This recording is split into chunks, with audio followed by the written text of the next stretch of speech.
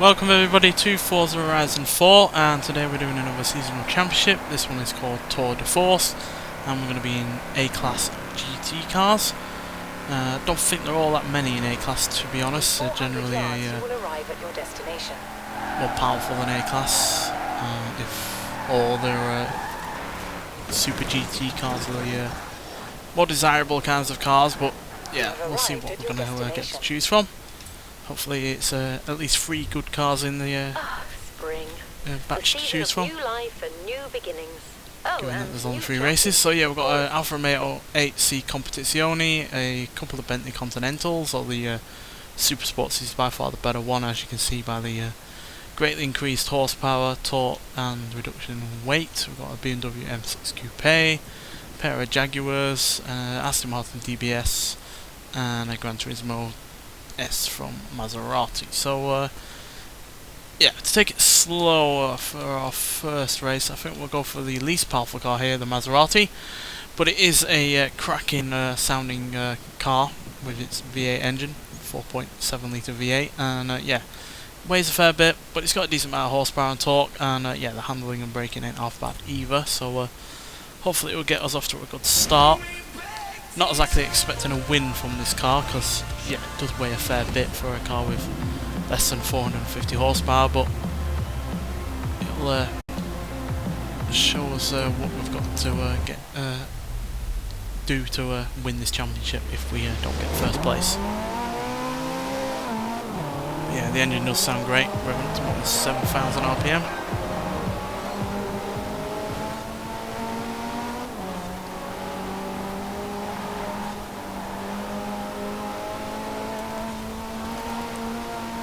It's easily one of my favourite GT cars, even if it isn't the fastest of things.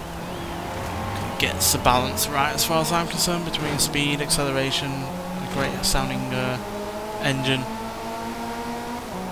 handling, braking and comfort and luxury. Well, I think it also looks great as well.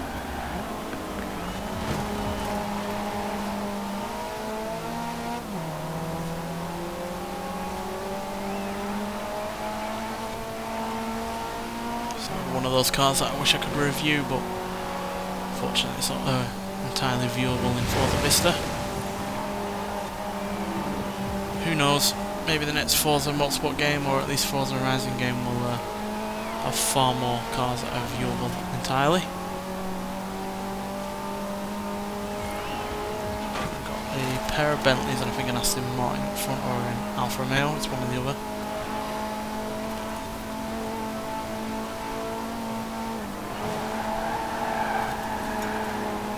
The Alfa Romeo 8C actually shares the same engine as this. It's more powerful in a lighter car. Oh, it's a fellow Maserati in second, and I'm not sure what's in first. Could be an Alfa, could be a Jag. Oh, it's an Alfa, I think, yeah. So 3 cars with the same engine in podium positions.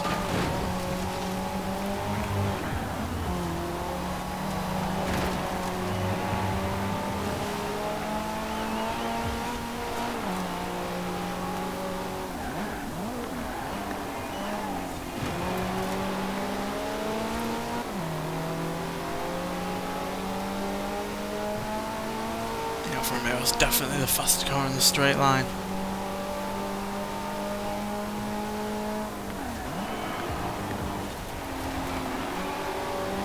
I think this has a better braking, maybe is a little bit more controlled.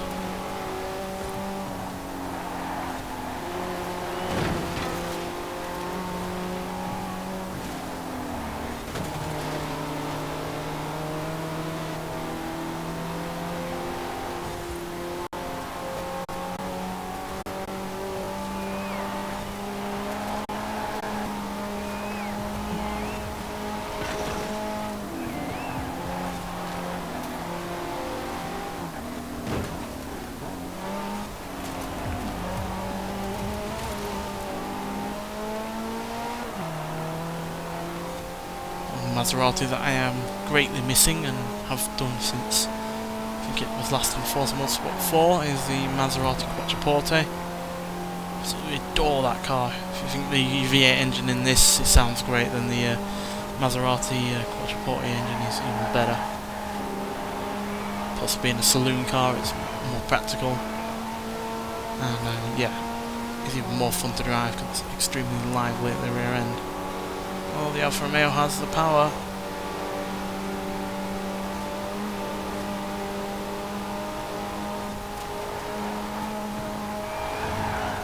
Just be able to maintain that speed through the corners. Come on. There we go. Nice win there. Wasn't expecting a win from this because, yeah, it's easily one of the lower cars in the not only category but also the A class. But yeah, 20 points is 20 points, not going to sniff at that. But nonetheless, let's get on to the second race. So the Maserati stood us in good stead there, which was surprising, and yeah, I think we're going to go for something a little bit more powerful. The Aston Martin DBS, substantially older than say the Maserati and most other cars here, to be honest. Only the Alfa Romeo is older than this. But yes, 510 horsepower, 420 pounds-feet of torque from its 5.9 litre V12 engine, and it weighs significantly less than the Maserati as well, by about 400 pounds. And as you can see, handling and braking is better, speed is better, acceleration, is that better? Slightly worse, but I'm sure we'll manage regardless. Especially once we're up to speed, it really doesn't matter acceleration wise. It's about the kind of pull that it has going on. 60, 100 mile an hour more than what it can do, not 60, not to 100 really.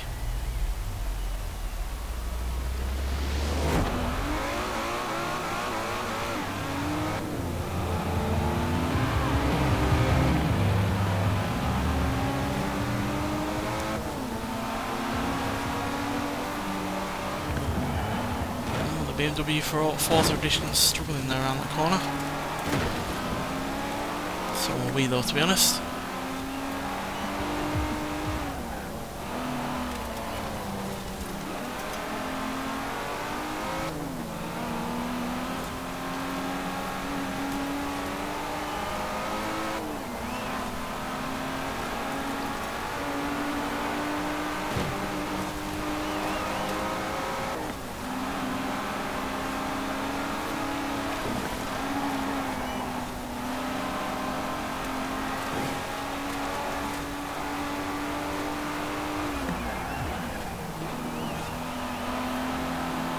Fabulous handling car this.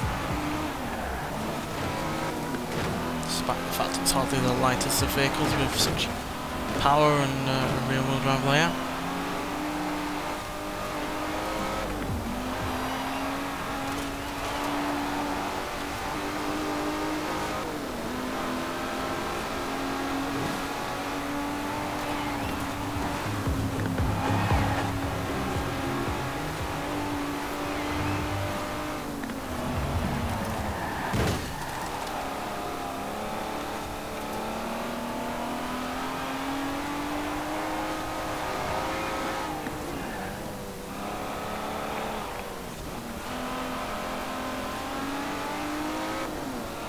Sounds great as well, to be honest. As do pretty much all Aston Martin V12s. I've only just noticed now that first place has roared away.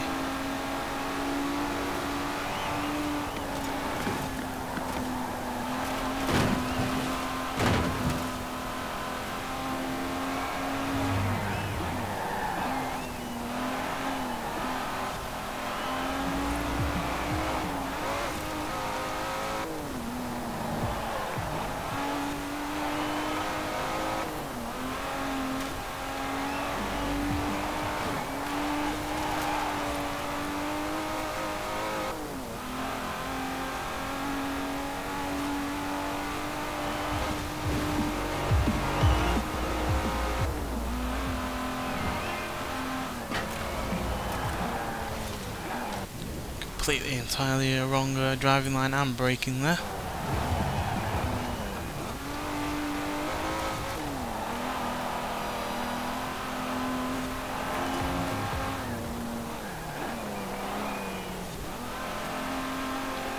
No wonder they're so far ahead. They're in the track beast that is that Jaguar XKRS. Even more power than this, and torque, and yet set up more for tracks than anything else.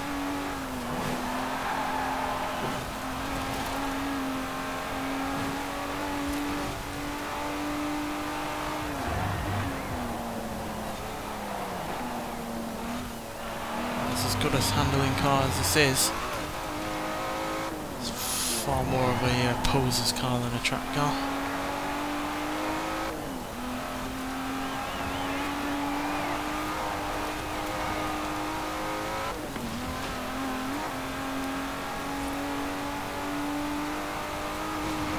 Nearly caught up, but obviously not by enough there. So the Aston Martin, we're going to have to settle for second place. I thought the Aston Martin would have been a more successful car than the Maserati, to be honest, but we did have the fastest lap by a wide margin, but we just weren't able to break out of that group in the first stages there of the race. So yeah, bit of a shame, but we're drawing right alongside the Jaguar now for points. We're 10 points ahead each above the Jaguar F-Type. 14 points ahead at each of the another Aston Martin DBS, and yeah, a massive 18 points ahead of the Bentley Continental Super Sports. But yeah, nonetheless, let's get on to third and final race. So sadly only second place with the Aston Martin there, but I think if we go for something like the Bentley, which has even more power, but also all-wheel drive, which will give us some impeccable launch off the line, which will hopefully give us some advantage over the competition. Should hopefully stand us in good stead. Yes, it weighs a hell of a lot. It's only second to none to the Bentley Continental GT Speed in terms of weight overall. But yeah, 700 horsepower does make it the most powerful car here, as well as 749 pounds-feet of torque from its 6 litre W12 twin turbocharged engine. So yeah, might be large, might be quite heavy, and certainly isn't the best handling car here, but I have every confidence in its abilities in terms of speed, acceleration, launch and braking. So please be good, Bentley. I do really rather like you. Yep, certainly giving us better launch than on the rear wheel drive cars here, obviously helped by the immense amount of torque that this car has. This is the most powerful Bentley ever made, so it's no surprise that it's not only got all-wheel drive, but it also gets off the line incredibly quickly.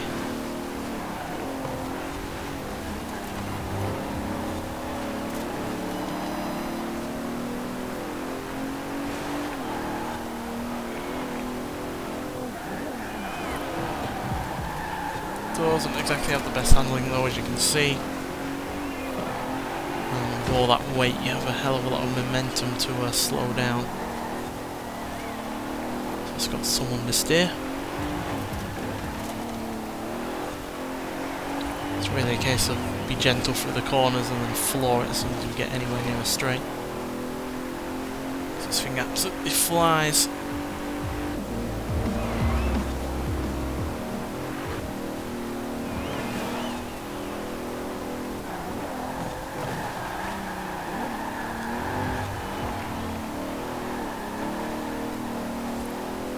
Do wish you had more Bentleys though on this game, especially with like the Flying Spur, which is basically the four-door saloon version of the Continental.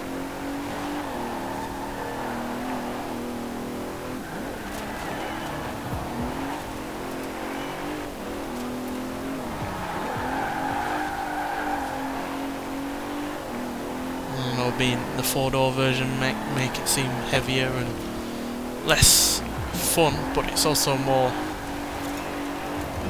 well, I say less fun, but less of a driver's car, but it is more fun and more exhilarating being in a four-door saloon car that can do this kind of speed, to be honest. Plus it's also insane that it can do the kind of speeds it can anyway, given how much it weighs and how large it is.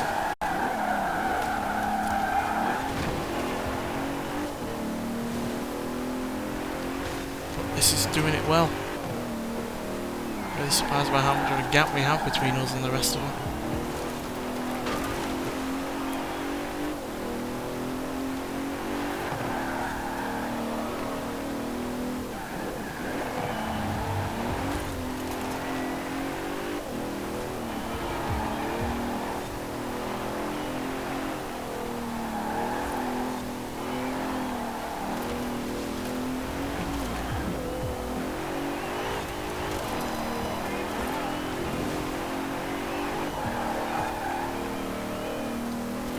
Well, the Bentley coming through for us in fine style there. Giving us the biggest lead of this championship. And all importantly, the 20 points that we need to win it. And there we go, 56 points, 4 points ahead of the BMW M6 Forza edition, and the Maserati GTSs are 12 points and 24 points respectively behind, and the Jaguar XK RS failed miserably there, only with 30 points, so I doubt that's the same one, because obviously the Jaguar that was drawn alongside us had 36 points originally, so yeah, I imagine someone there has swapped out their car, but nonetheless, the Bentley did us really rather well there, and yeah, bit of a surprise because the handling is the worst of the 3 cars that we have chosen today, but it does have the best acceleration, the best top speed, the best launch, and yeah, even though the braking isn't quite as good as, say, the Aston Martin, or maybe it is about as good, it does take a lot more effort to get the car stopped because of how much more momentum it has with all that weight that it's got going on. But regardless, it did us well there and gave us the 20 points just when we needed it. Anyway, thanks for watching, and I'll see you in the next one. Bye.